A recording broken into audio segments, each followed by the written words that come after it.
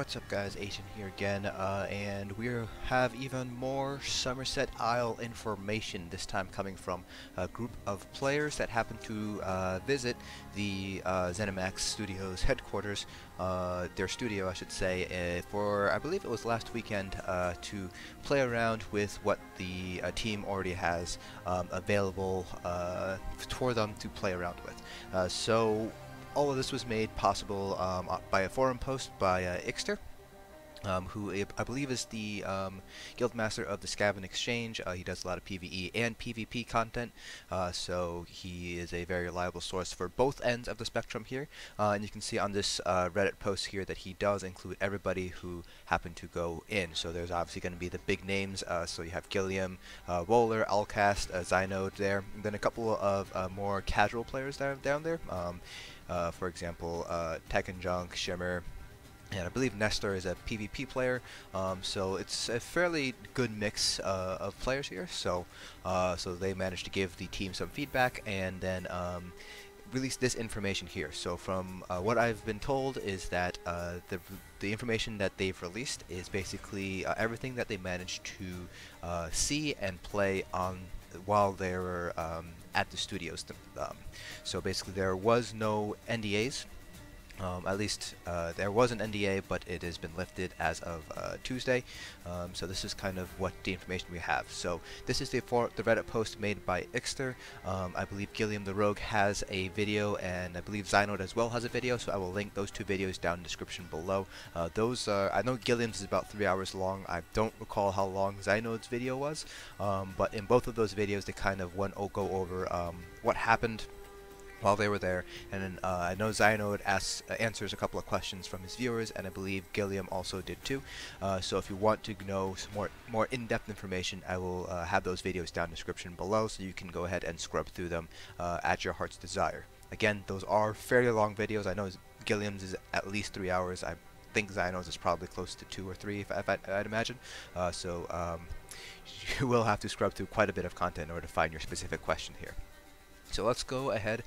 So here Ixter does note that he will not be revealing any story spoilers, and he won't be discussing too many details of the new Cloudrest trials, so he actually doesn't include anything about the mechanics, which I very appreciate greatly, because I just want to jump into the trial and learn the mechanics myself.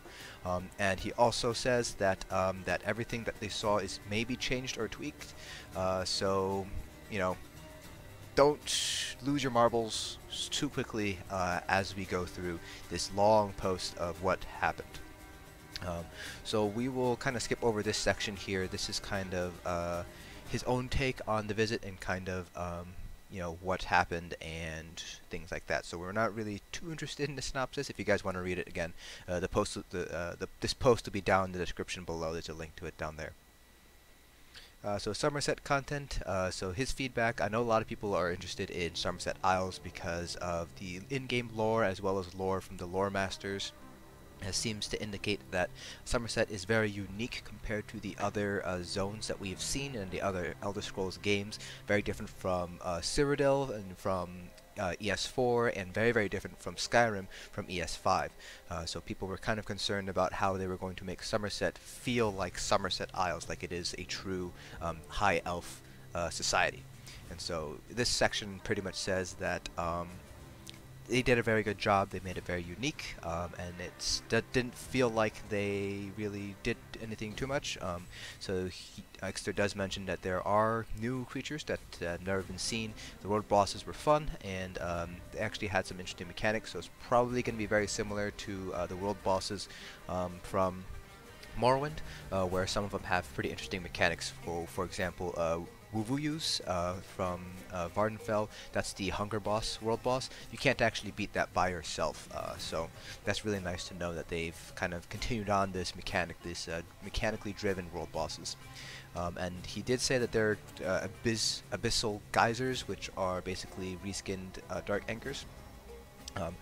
So they said they felt accessible, if somewhat trivial, so they're pretty much like dark anchors in the base game, and they look incredible. So just so everybody knows that the Dark Anchors are not actually in Summerset Isles at this time. During lore-wise, Summerset Isle actually isn't affected by the dark anchors. And he did say that the zone overall feels very Ultimerish, is the word that he uses, so that's really nice to know.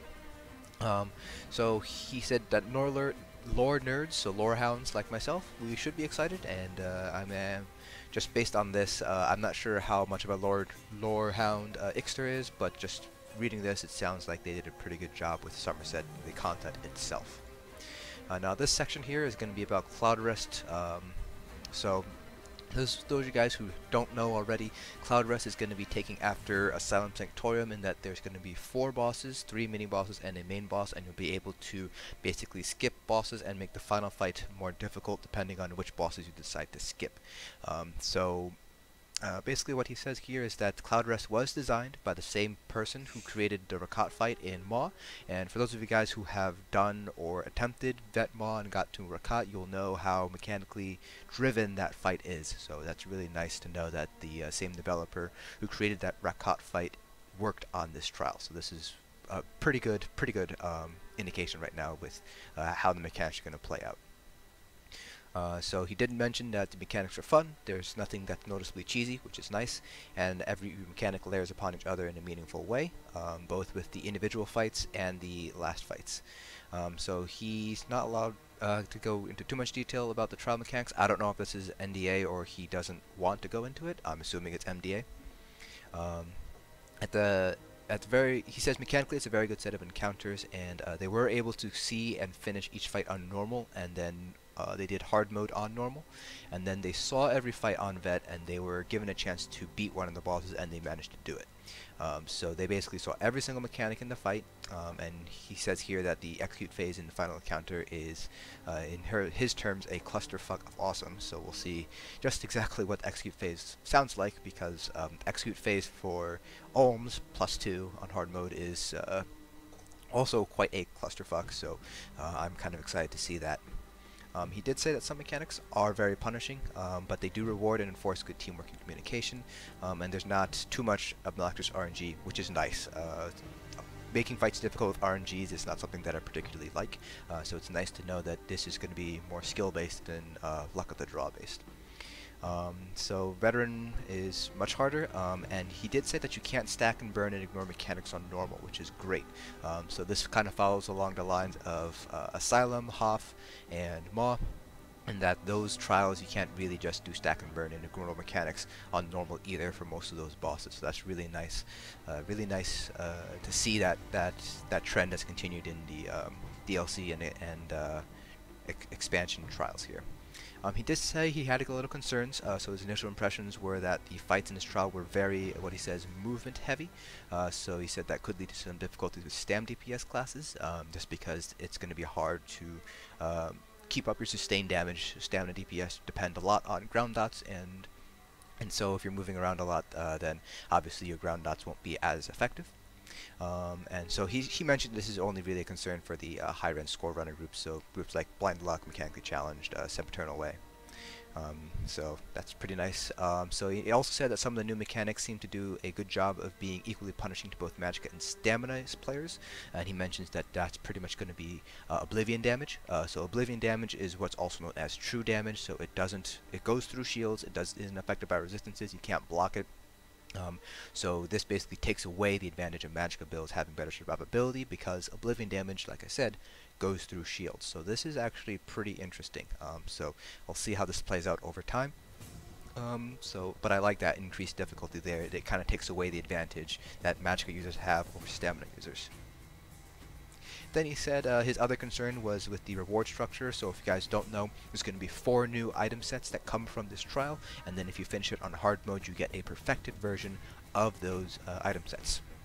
And he said he was a little bit underwhelmed by some of the new gear sets, and he said a few of the sets could be improved with some changes to the 2 through 4 set bonuses, and so they did give some feedback to Zos about the different sets and things that they saw there.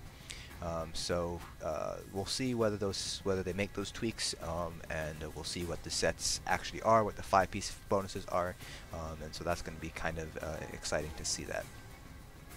Now this next section here is going to be about the Sigil order lines. So he does have a list of these skills. He says he doesn't have the full tooltip, so he doesn't have like exact numbers and how they scale and things like that, or the cost. So they also mentioned that a couple of details were still being clarified, so some of it below is subject to change, as all things are on the PTS. So the ultimate that we already know about is going to be Undo, which basically lets a player step back in time 4 seconds, instantly rebounding back to their previous position and resetting their health, magic, and stamina to their values at that point in time. His thoughts: remember that Ixter does do PvP and PvE content, so he is able to kind of talk about both sides of the coin here. So he said this ultimate is going to be useful for double bombing as a bomb blade and for 1vx players who are good at using their terrain to their advantage. So he said animation is great. It's just like your rubber banding, so it's basically like you had a lag spike. That's really nice to have. But he did mention that it will take a lot of skill to use this ultimate properly, which is kind of what I expect. You're going to need to know when to time it, because you will have to kind of keep track a little bit in the back of your mind. You know, where were you 4 seconds ago? And that's not necessarily something you're going to be able to remember very well during, you know, a protracted PvP fight or something like that. So I can see how that uses a lot of skills, a lot of skill in order to remember when to use it. And he says it's going to be a lot more about being proactive rather than reactive, because you know, you're basically bouncing back in time for 4 seconds, so you could be putting yourself in a worse position, he says, instead of a better one. So he says, you know, for example, he has a hard time seeing where a Dragonite would find this useful.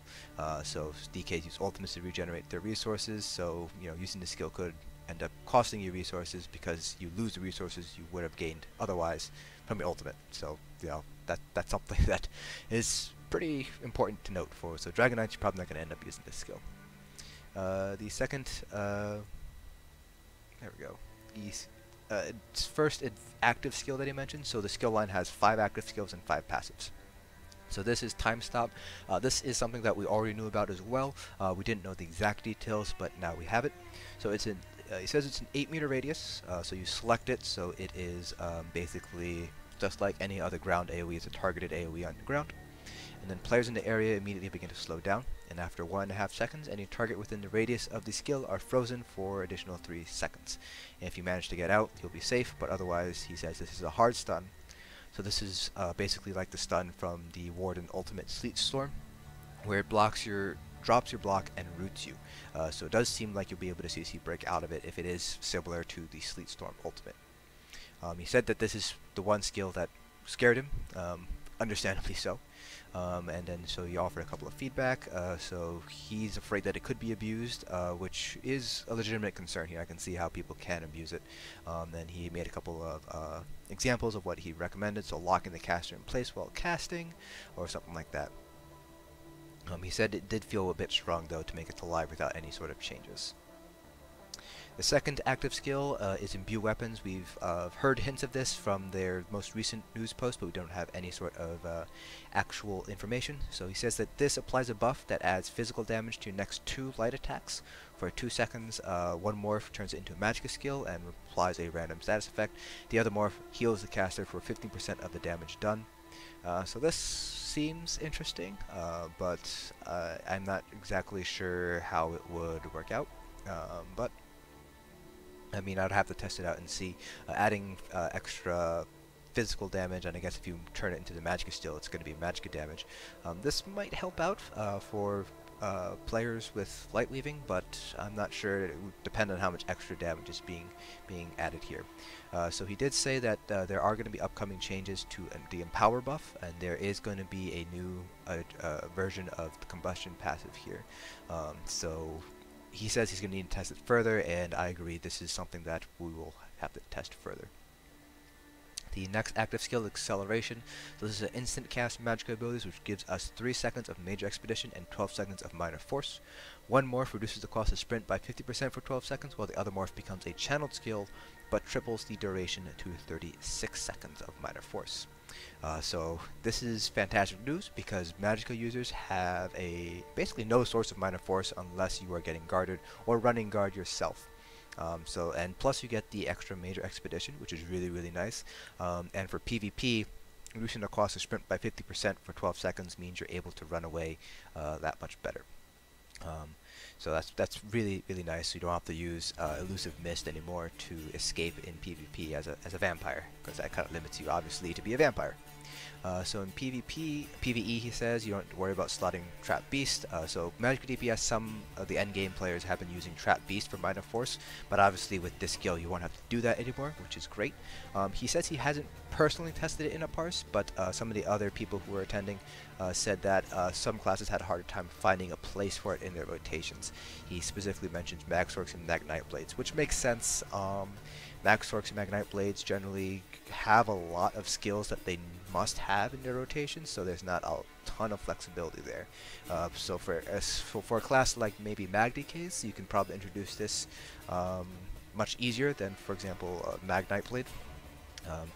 He does mention that Magdecays is the easiest, but you know, I'm sure once we get access to the PTS and play around with it, we'll be able to figure out a rotation that works or in a skill bar that works for this ability. So this is a really nice skill, and I'm really looking forward to it, especially when it channels and it triples the duration to 36 seconds. I'm interested in seeing if this is a channeled skill, like how long the channel is. Like, is it going to be something like Blood Altar, where it's like, you know, a 1.5 second channel or something like that? Because I would gladly give up, you know, two skills in my rotation in order to get 36 seconds of Minor Force. That's pretty big. That's pretty big there. Now the last active skill is Meditate. This is also a skill that we knew was upcoming, and he says you cast it and you enter a meditative state, restoring health, magic, and stamina every second. One morph gives you more resources per second, while the other gives you major protection while you're channeling it, so it is a channeled ability. Skill can be bashed, but it is not otherwise interrupted by incoming damage, although you are locked in place while channeling and cannot move. He says this could be useful during combat in some situations, you know, if you have a short window where you know you're not going to be taking any damage in PvE, but he sees it more as a, you know, let me reset before re-engaging button in PvP and probably PvE as well. The resource returns, he says, are several thousand per second, so you only need 4 to 5 seconds to get most of your resources back.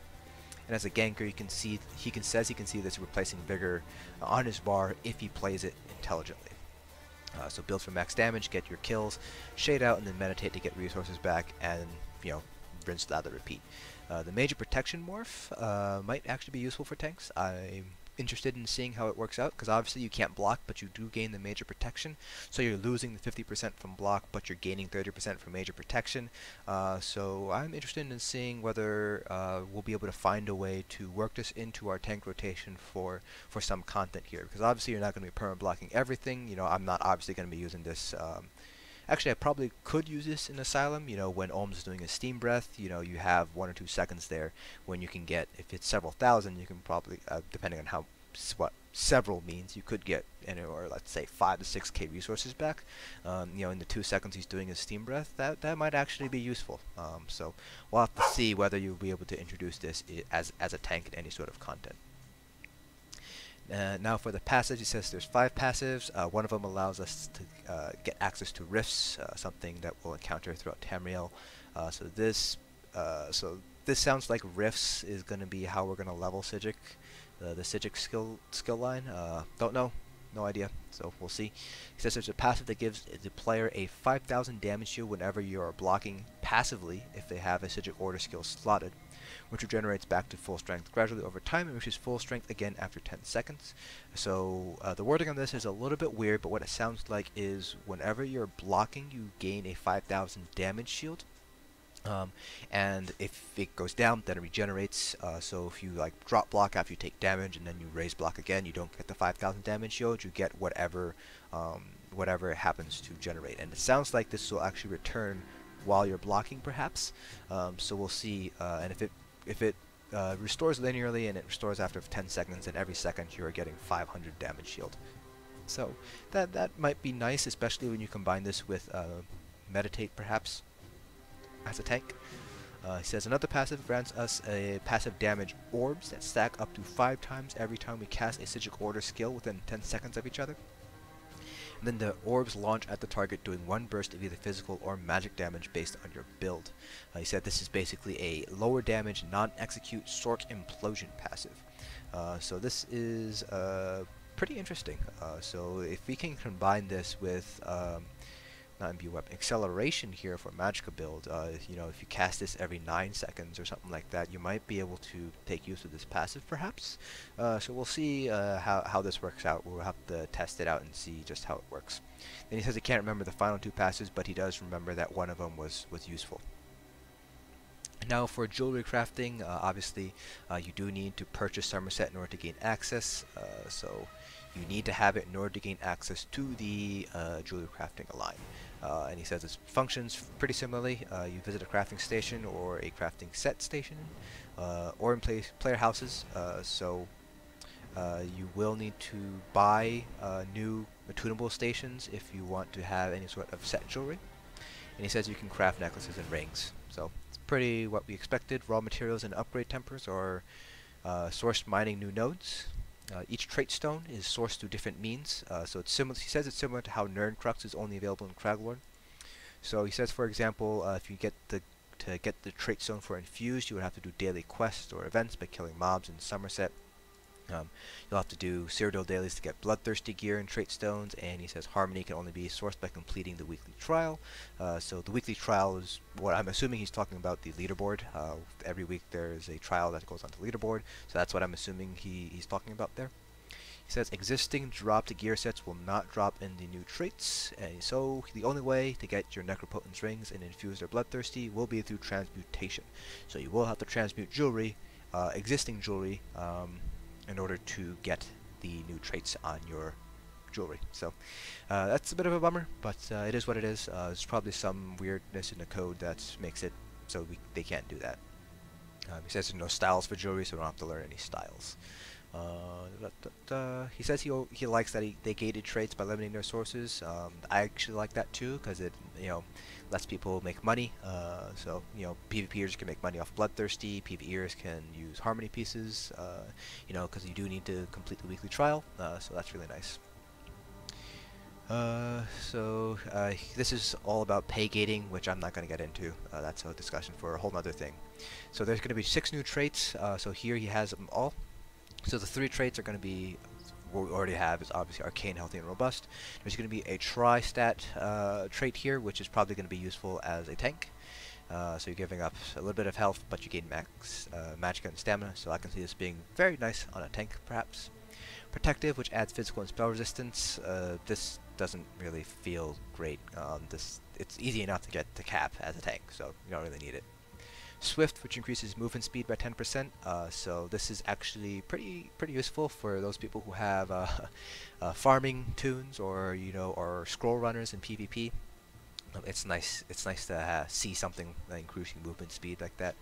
Harmony, which increases the potency of damage, healing, recovery, and damage shields granted by synergies by 35%. Now, I'm not sure if this means synergies that you give out or synergies that you activate. The wording is a little bit weird on this. From what I've heard, it is the synergies that you activate. So if you think about it, 35% additional resources, that's actually quite nice from shards. So shards return 3960, so if you add 35% to that, that's going to be an additional about 1300 or so additional resources, so it's a nice boost there. So I can see Harmony being useful on a tank as well. Not so much on a DPS or healer, obviously. Infused, which does the exact same thing as infused on weapons or armor. It increases the potency of the enchant by 60%. This seems pretty strong here. He did say in PvE with damage glyphs, based on testing, that it didn't perform much better than the existing traits for raid debuffed DPS parsers. So he says within 1 to 2%, which me personally, I consider that to be significant enough that it is a difference, but not significant enough to warrant, swapping over necessarily. He says that where this becomes interesting is where you have stuff like cost reduction enchantments. So an effective cost reduction granted by one piece with infused trait works out to be an approximately 600 regen equivalent, which is pretty big. So for guys who don't know, cost reduction is 203 when golded out CP 160, and increasing that by 60%. that is huge. You know, that's reducing cost by, I believe it would be about 320-ish. So that's pretty big if you're casting an ability every second. Like I said, that's 600 regen equivalent, so that's really, really strong. So he says that running 3 cost reduction glyphs on infused jewelry with alteration mastery, he was able to get his force pulses to cost 800 magicka per cast. Obviously, the damage from that's going to be pretty crap, but I mean that's that's fairly amusing to see. So this is actually going to be pretty interesting. We might actually see, for example, an infused cost reduction glyph potentially making its way into PvE to help out sustains, things like that. Bloodthirsty increases all damage you do to the target when it is below 25% health by 20%. So this actually doesn't seem all that fantastic. So he mentions here that Gilliam was able to get crits of 100k with Killer's Blade on raid debuff dummies, plus all the other damage he was doing. But he said the actual parse values were slightly ahead of both Robust and Infused, but Gilliam said that it felt like it might be one of those like dummy cheese scenarios. So we'll have to see with more testing how viable this actually is in a trial scenario. You know, so he says PvP. He's not sure how he feels about it. You know, on the one hand, it's really good damage, obviously, but he says on the other hand, Burst is already pretty strong in no CP and in group play in Cyrodiil. So he says this trait might help you out if you struggle to finish players off, but he says you'll be losing significant damage for the first 75% of the enemy player's health. So he will play around with this a lot more in PTS to see how it actually is in PvP. And now we're going over to balance changes. So there's a lot of balance changes coming in, and a couple of optimizations as well.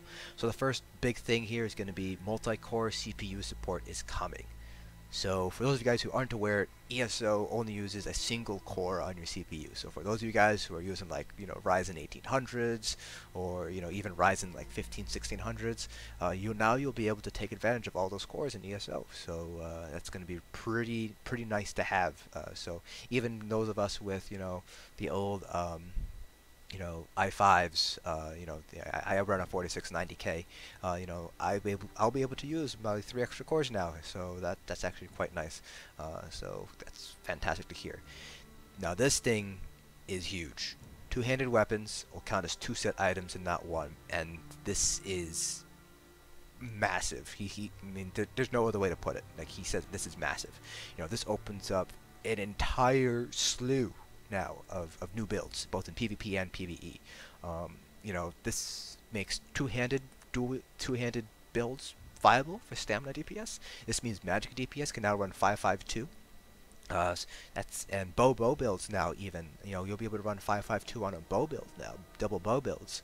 So this is going to be really game changing in terms of how the meta is going to change now. He does mention that dual wield bow builds were still outperforming two-hand bow builds and bow builds, but both were very good. He mentioned here that Gilliam pulled a parse that was only 3 on a two-handed bow build that was only 3 to 4k behind a dual wield bow build, and he said that bow was actually also pretty close as well. So this is actually really fantastic. I am super excited to see the kind of diversity we're going to see now in our builds. This is absolutely game-changing now. We're probably going to end up seeing something like Acuity, Moondancer, and like Lambris or something for magic DPS. So that's like super exciting for us here. Nightmother's Gaze and Sunderflame now grants Major Breach and Fracture as their 5-piece bonuses and no longer stack with the same buff. Ixter basically says this turns both sets into solo sets and basically takes them out of the PvE trials stuff. You know, this is I mean, it seems like a pretty big nerf, because if you combine Nightmother's Gaze and Sunderflame, that's about a 6k penetration that you're gaining from stacking these 2 sets together. Obviously, Major Breach and Major Fracture are already provided by Pierce Armor, Ellie Drain. There's plenty of sources of those debuffs, and so they won't be able to stack on top of each other. We'll have to see how it plays out. You know, I did a little bit of math on one of the other discords. Me and a couple of other players worked out the math and basically said, you know, if you're running the Lover, you know, you have to put 25 points into piercing. If you're running 3 infused, on, you know, your large pieces are infused. So it's not that bad, it seems like, but we'll have to see how this plays out.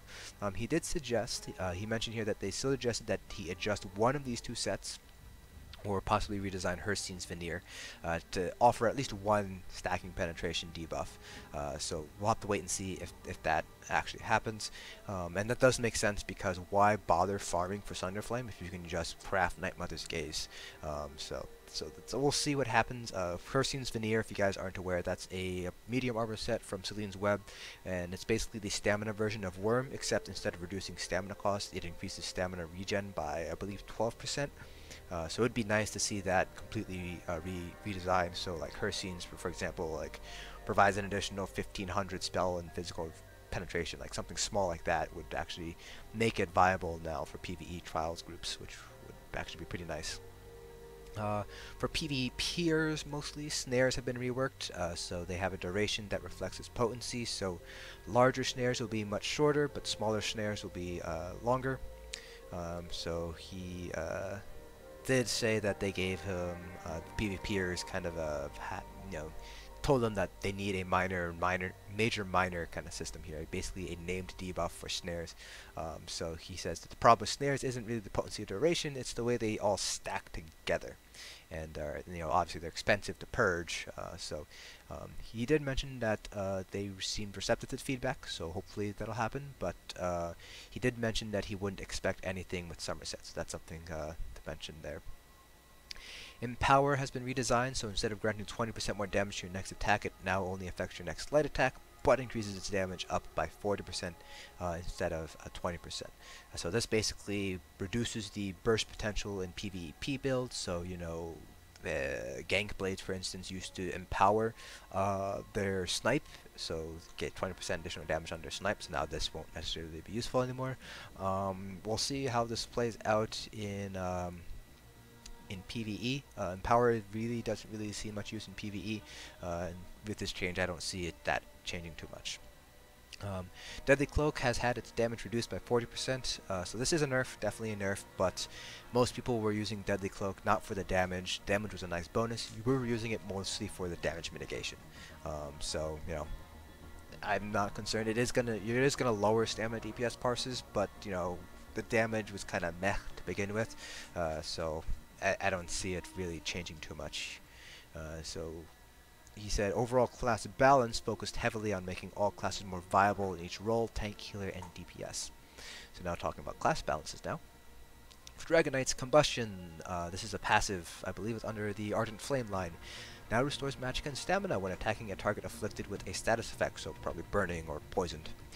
So this will really help out sustain, and so he does say, I believe it was Gilliam who mentioned this, that it works out to be about 130, 140 additional regen, the way that it works out. So that's a pretty nice boost to sustain, especially for Magicka DKs. Stam DKs didn't really have a problem with sustain because obviously they're run heavy attack builds. But this is a nice boost to Magicka DK, so we'll see if Magicka DKs kind of come back into running, because they do have really good single target DPS. It's just stamina DPS pulled a lot higher. So with the sustain now, maybe Mag DKs will be able to make a comeback. Cauterize now has a 28 meter radius. Obsidian Shield now has major mending on the base morph. Igneous Shields grants a larger shield, while Fragmented Shield increases the major mending duration by 2 seconds. So now if you are going to be a Dragon Knight healer, you're going to go with Fragmented Shield instead of Igneous Shield, so you get better major mending uptime. Empowering Chains grants 2 stacks of Empower, up from 1. Ash Cloud is now a burst heal, while the other morph remains a damage skill. So Eruption is the damage skill, so now they're changing Ash Cloud to a burst heal. So this is going to be akin to Breath of Life for Templars. So we'll have to see how it compares to Breath of Life, both in terms of amount healed per Magicka cost, and so we'll see how that works out. So he said Reflective Plate now removes all snare from the caster, but it does not grant snare immunity. He says this is a good change here, but you can't have both; it would be too strong. He said that the common developer is going to monitor this closely and see if they do need to include it or not, because DKs do have a bit of a mobility issue, it seems. Stone Giant grants minor ward. Obsidian Shards healing has been buffed slightly. For Templars, Healing Ritual has had its cost increased by 60%. So this is the second skill in the healing line for Templars. And he did mention that while the cost was increased by 60%, it is now an instant cast ability. So they haven't messed with the healing numbers yet, but this is a pretty big change here. Because now, since it's an instant cast ability, this is actually quite nice. This is basically like probably like a burst healing springs for Templars, so that's really potentially good. So we'll see how this works out. I don't see it being used in PvE, but I'll have to see. I don't really heal too much, so I can't really say for certain yet. Hasty Prayer now grants minor expedition for 5 seconds. Rushed Ceremony, main heal remains the same, but the secondary heal has been nerfed by 30%. Iron the Dead now does the same healing over 6 seconds instead of 8 seconds. Solar Disturbance now applies major maim to the target, and the debuff remains on the target for 4 seconds after leaving the area. This part isn't going to affect PvE, it will affect PvP though, so that's really nice. Solar Disturbance is Nova, for those of you guys who aren't familiar with the term Solar Disturbance. Damage from Burning Light has been increased slightly. That is the Blazing Spear passive that deals additional damage whenever you deal damage with the Blazing Spear ability. Solar Flare now grants Empower on the cast rather than if you hit the target. Enduring Raise, the 2-second duration increased granted by this passive now also applies to the healing debuff from Dark Flare, and also grants an additional tick to Solar Barrage. And Puncturing Sweeps had its healing slightly boosted. Nightblades, Strife, and its morph have had their costs increased to be in line with the cost of Force Pulse. So Strife is basically Funnel Health or Swallow Soul, so this was the Nightblade spamble, Magic Nightblade spamble, so it is a nerf. He did mention that it was probably needed, and yeah, it probably was, because Magic Nightblades could sustain a light attack rotation, and me personally, I never fell below like 60-70% Magicka ever on a raid unless, you know, I was double casting stuff or whatever. I had to recast my dots a lot, like VAS hard mode, for instance. So yes, we Magic Nightblade, I feel your pain, I do too, but it was a needed nerf. Manifestation of Terror now has a 2-second arm time, down from 3. Soul Siphon, which is, I believe, an ultimate, yeah, it's an ultimate, has a 28-meter radius, up from 15 meters. This is actually a pretty big buff. This pretty much almost completely doubles the range. So it could overperform, so he does say that they're going to be monitoring it, but if you play a Nightblade healer, this ultimate is going to be pretty big. It provides a very nice burst heal, as well as an additional heal over time, I believe. Plus, it adds a synergy that has a nice burst heal as well. So this is a really powerful ultimate to use now for Nightblades if these changes stick. Debilitate now restores 100% of your magic spent on the cast, rather than 50% if the target dies. This is a buff. I don't personally use Debilitate. I've been thinking about it for fights like VAS hard mode, where I have to apply it, you know, I might apply Crippling Grasp on Olms, and then I have to apply it to a sphere, and so, you know, it's kind of a waste of Magicka. So we'll see, because the Debilitate you can apply it to different multiple targets. So this might be helpful, but I don't use it to morph that often. So on the other hand, though, this is give us a reason to use Debilitate now. Dark Cloak, which is a morph of the base skill, or one of the base skills, the Invisibility skill, no longer grants invisibility, and instead heals the caster for 32% of their max health, and grants minor protection. The base skill and Shadowy Disguise remain unchanged. This is a great thing for Nightblade tanks, because now you have a burst heal that's basically equivalent to, or close to equivalent to, Green Dragon Blood. Plus it gains you minor protection. So I really like this change. I like this change. It just makes Nightblade tanks a little bit more viable. You still have to contend with the lack of chains, which can be remedied with, you know, Swarm Mother, but this does make Nightblade tanks a little bit better, you know, when you stack them up against DKs and Warden tanks now. Consuming Darkness now grants 12 seconds of major protection to up to 6 allies, even after they leave the area. So this isn't really used too much in PvE, but now it is going to be kind of useful for PvP, he mentions here. Twisting Path has been nerfed slightly in terms of damage.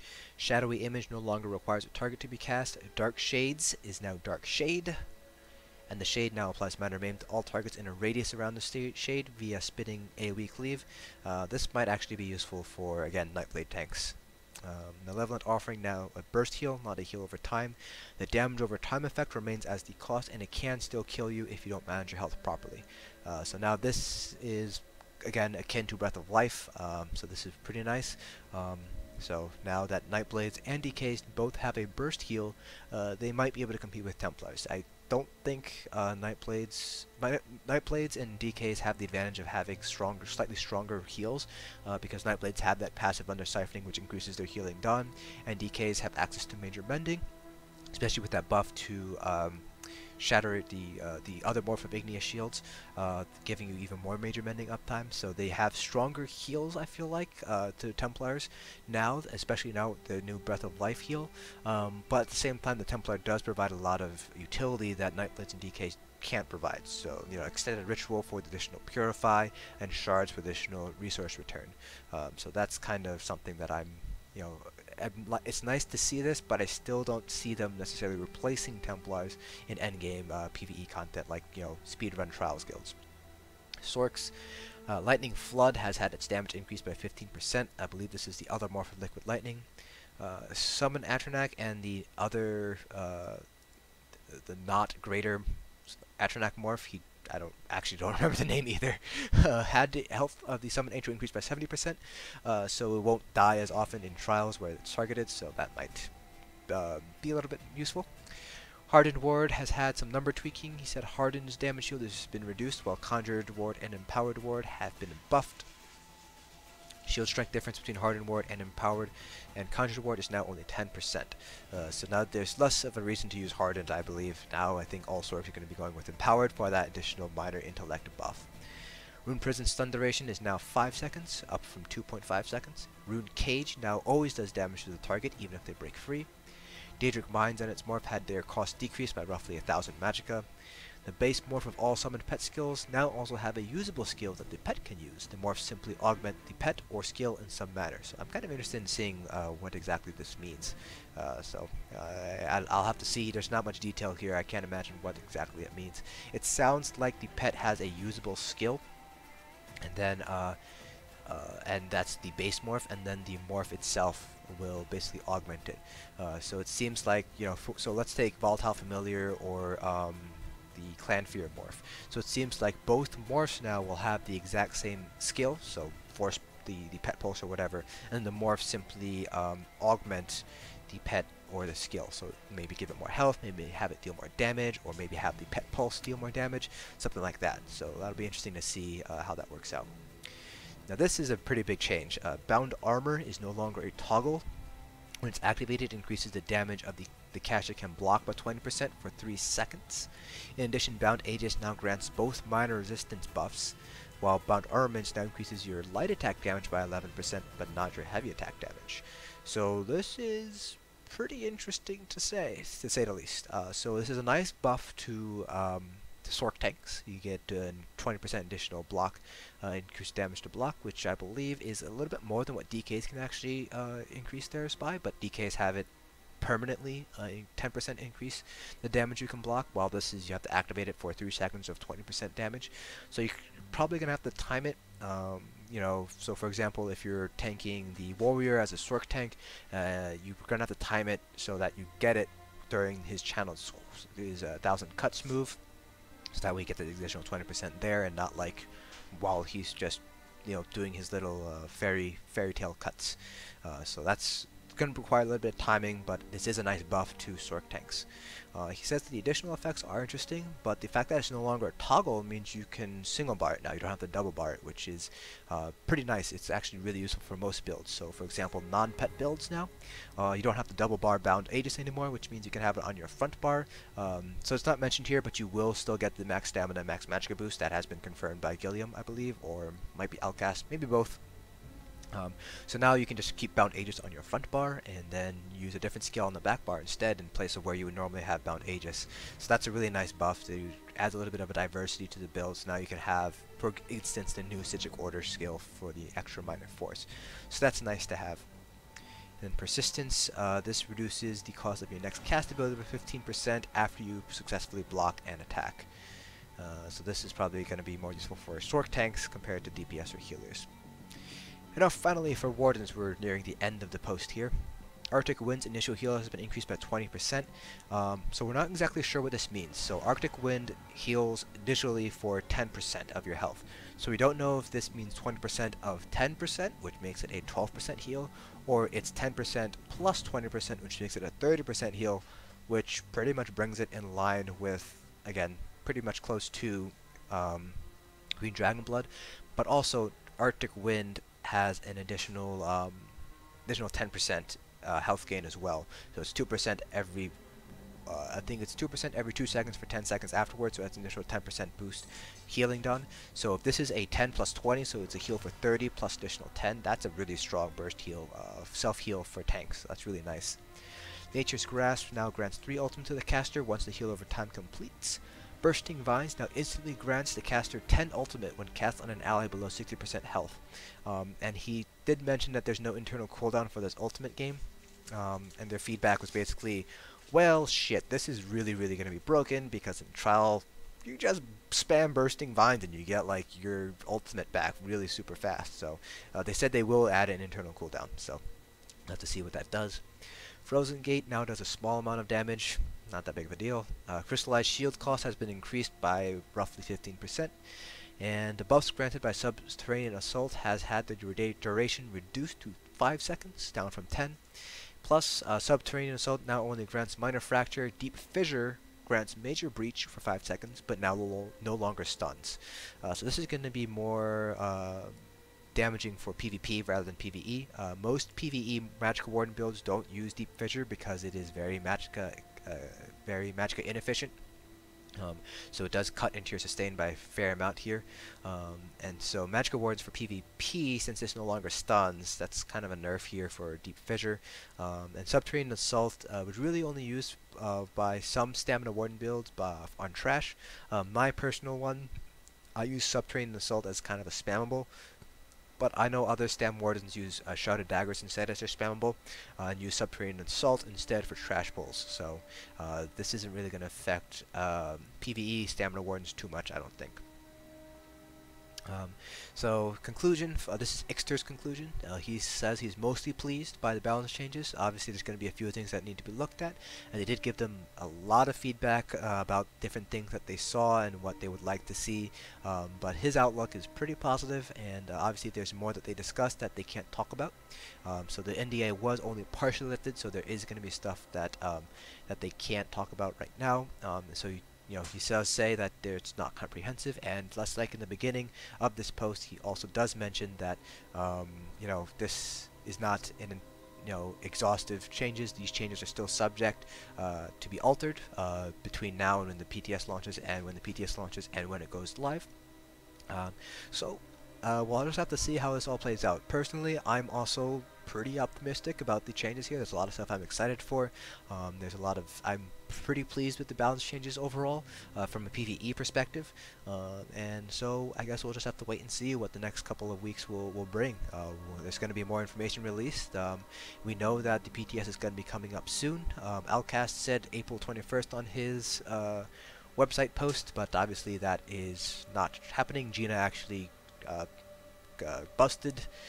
basically disconfirmed that and said that that's not happening. We heard that anytime after PAX, so probably within the next week or two, there is going to be an update this Wednesday, I believe, but there has been any announcement, so I don't think it's going to be for Somerset. So we'll just have to wait and see when PTS launches. So just as a reminder, the PTS is probably going to be a closed beta, so if you do want to get involved in that, my best recommendation would be to download the PTS now, make a character, test them things out, because they will be inviting people to the closed beta, most likely based on the amount of time that you have on the PTS server.